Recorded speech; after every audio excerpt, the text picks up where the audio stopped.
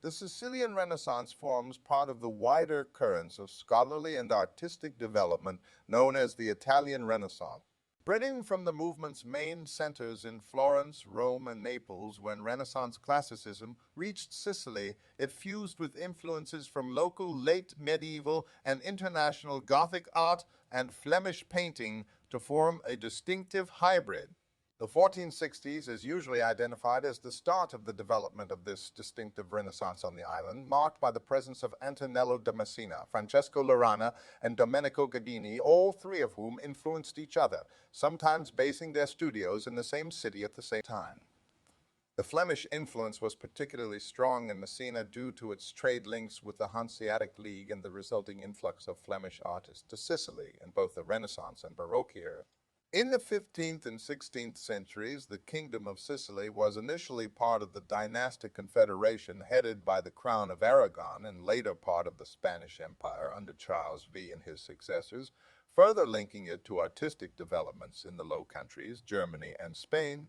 In the past, some artistic historiography agreed in considering Sicilian culture in an isolated and marginalized condition during the historical phase of the Spanish viceroyalty, thus delaying the study of art produced in Sicily during the Renaissance and beyond.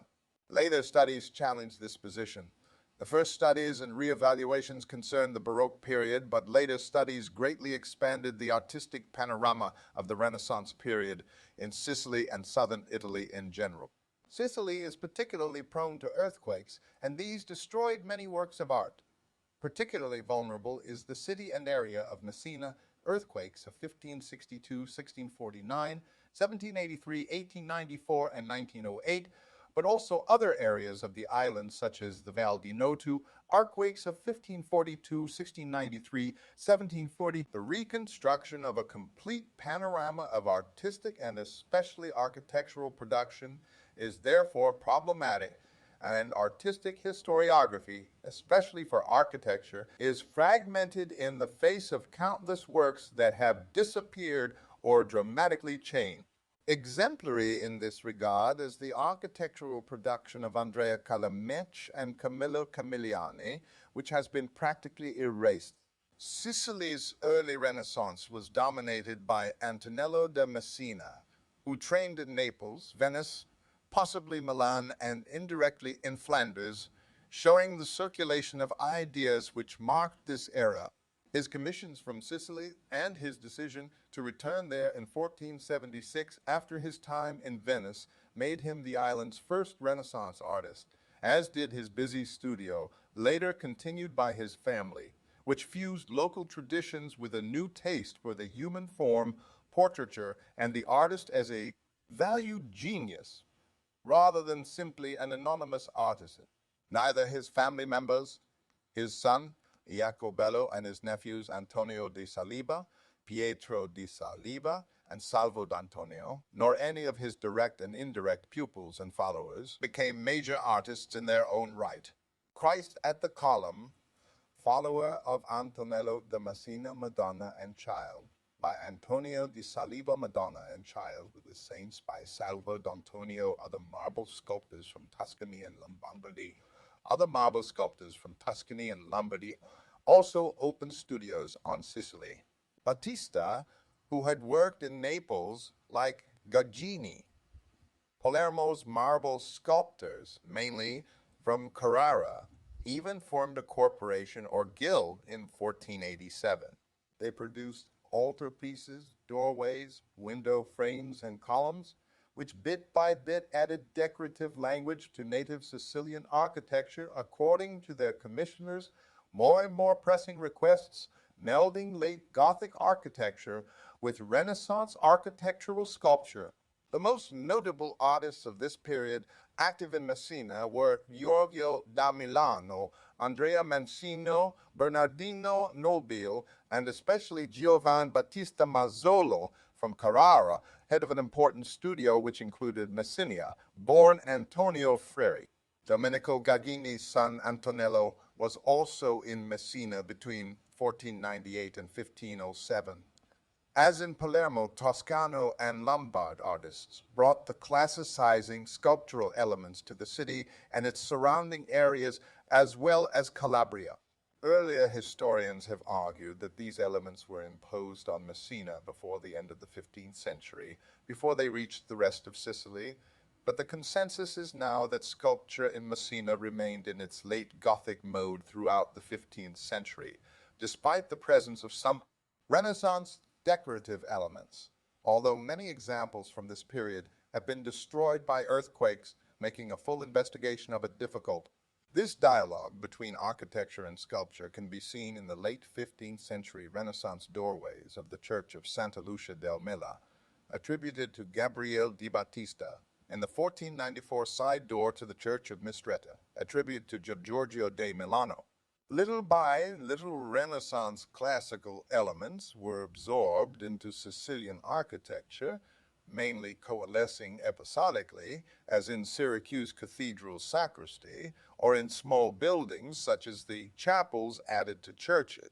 Those chapels included the Naselli Chapel at San Francesco in Comiso, the Confrati Chapel at Santa Maria di Betlem in Modica, the Dormito Virginis Chapel at Santa Maria del Scale, in Marinea Chapel at Annunziata Church, in Trapani, designed by Gabriele di Battista. The Renaissance style was also used for a new facade of Syracuse Cathedral, destroyed in the 1693 earthquake, and Antonello Gaggini's grandiose marble tribuna in Palermo Cathedral, destroyed at the end of the 18th century. 16th century sculpture on Sicily played a key role in the island's decisive move from the international Gothic to Renaissance style. This evolution occurred differently in Messina compared to the rest of the island. In Palermo, for example, the Gaggini workshop was active throughout the century and beyond, alternating between repetitive studio works and prestigious commissions, which also included typically Sicilian forms, such as marble tabernacles flanked by angels. Its most important artist was Antonello Gaggini, son of Domenico, console of Palermo's marble workers. Antonello's artistic training was a complex one, taking him to Rome, where he worked alongside Michelangelo, and he also worked in Messina. To date, training allowed him to override the stylistic features he had learned from Lorana and his own father, Domenico, which by then had become fashionable. By contrast, an influx of several important Tuscan sculptors to Messina long dominated the city's sculpture, spreading mannerism not only throughout Sicily, but also to Calabria. After a long period of wandering, Michelangelo's pupil Giovanni Angelo Montorcelli settled in Messina from 1547 to 1557, producing the city's Fontana del Nettuno and Fontana del Orione, and on his departure, leaving behind several followers such as Giuseppe Barton. Martino Montanini also arrived in Messina in 1547, staying until 1561 and becoming Montersoli's collaborator and successor as architect to the city's cathedral, sculpting several now lost sculptures for it. However much or little Sicily adhered to Renaissance forms, however late compared to the rest of Italy, and however conditioned by pre-existing Sicilian artistic traditions, in the second half of the 16th century, Sicily fully caught up with artistic developments in the rest of Italy and Rome in particular, taking on the complex mix of late Mannerism, Classicism, and Counter-Reformation themes, among others.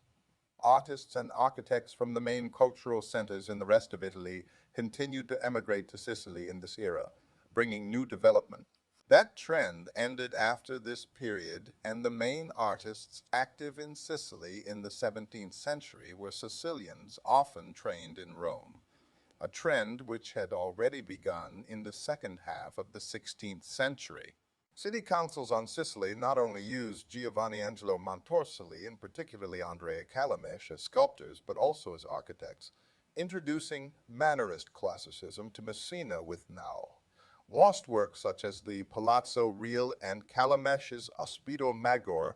An additional Sicilian interpreter of Mannerist architecture was Nadal Masuccio, designer of buildings such as Messina's Monte di Pieta, whose typical rusticated, ordered doorway survives.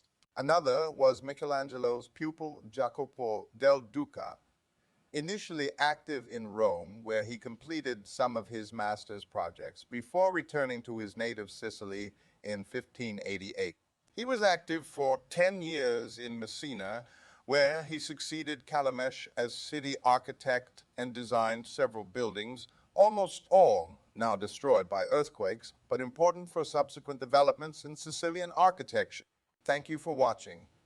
Don't forget to please like and subscribe. If you have a topic you would like to suggest, leave a comment.